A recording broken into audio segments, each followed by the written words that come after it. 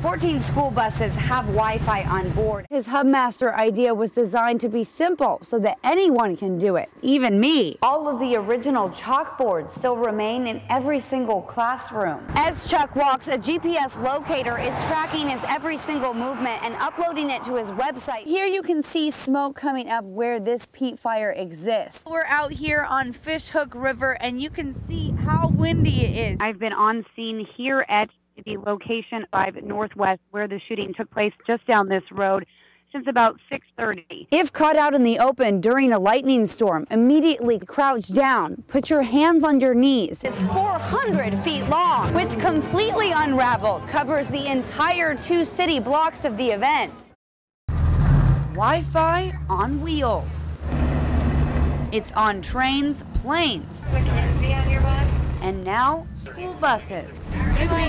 It's the wave of the future, and we're just kind of ahead of that curve. Bemidji was the first school district in the state to put Wi-Fi on their buses. Covering 824 square miles in a 3-county area, kids in Bemidji spent at least an hour on the bus. I'm playing Minecraft. I got 1 strike.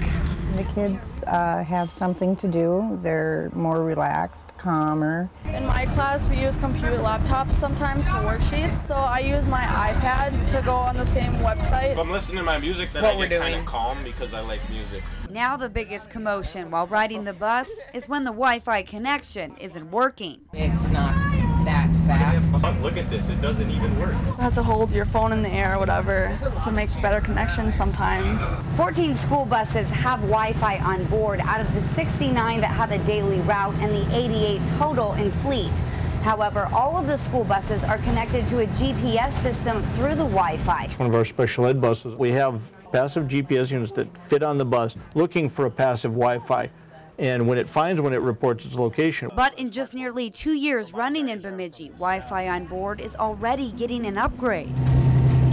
Come fall, all the buses will have 4G, and students will be able to rent iPads from the middle schools. Now you're set. That's familiar? Okay. Currently, the district is test driving a new system that uses the Wi-Fi to remotely access video surveillance. There's only 2 of us in the country that are working on it with this particular company to see can a Wi-Fi unit do more than just surf the internet. And who knows what new Wi-Fi technologies will be en route even further down the road. Jamil Donith, Lakeland News. Former priest James Porter was sentenced to 20 years in prison in 1993 after 16 suits against him revealed he had sexually abused more than 100 children in 4 different states while serving the Catholic priesthood for 15+ years. Porter died in prison in 2005, but the victim in this suit is coming after the diocese for knowingly allowing a sexual predator to continue serving as a priest. And a law passed just this year called the Child Victims Act has opened the court doors for this case.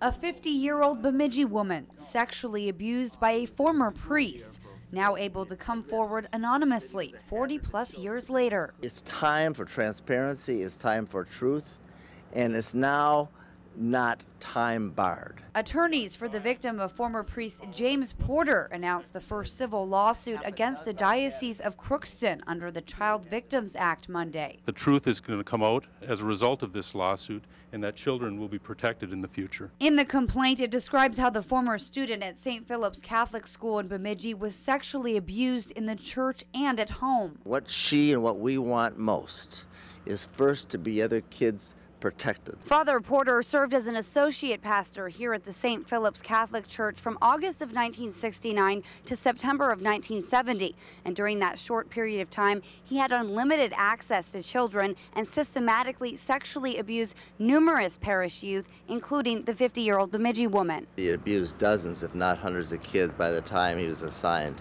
to that parish. We went to the Diocese of Crookston headquarters, but no one was available to comment. Hopefully through her actions, the people in the institutions that were supposed to protect her will be held accountable. Numerous letters between diocese leadership shows how they would move Porter from church to church, knowing he was a sexual predator. And they could have controlled him, and they could have stopped him, and they chose not to. Even in a letter to the Pope asking to leave the priesthood, Porter admits he was using the church to protect himself. This diocese and the Diocese of Fall River and all those in charge who made these decisions come clean. Chuck Lewis is walking for his fellow warriors. I felt like we need to bring more recognition to what they do. The 62-year-old veteran is getting the nation's attention. I thought, well, let's walk across the country and see what happens. The cart weighs 145 pounds. In a neon orange shirt, pushing a caravan of veterans' memorabilia. Marine Corps, Navy, Air Force, Coast Guard. Trekking across the United States in 6 months, from Everett, Washington to Washington, D.C. People have asked, aren't you kind of old to be doing this? Are you healthy enough to be doing this? I'm not going to get any healthier, and I ain't going to get any younger. Walking along Highway 2 just outside Boston, Chuck waves to passing cars. Some honk in support.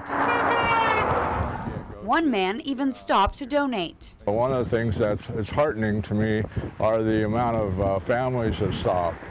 As Chuck walks, a GPS locator is tracking his every single movement and uploading it to his website via a satellite feed. It will show you the latest one will be within 10 minutes of wherever I'm at, and at 3 miles an hour, that's within a half a mile. The Montana man has been on the road for 2.5 months. Traveled more than 1,400 miles. I try to average between 20 and 25 miles a day. And raised more than $16,000 for veterans programs. I'm out there trying to remind people what it's like to be patriotic and what it's like to serve our country. Putting his words to the pavement by traveling on foot so that fallen veterans are not forgotten. I've had 40 years since Vietnam that friends of mine didn't get, and so 6 months is nothing. Jamil Donith, Lakeland News.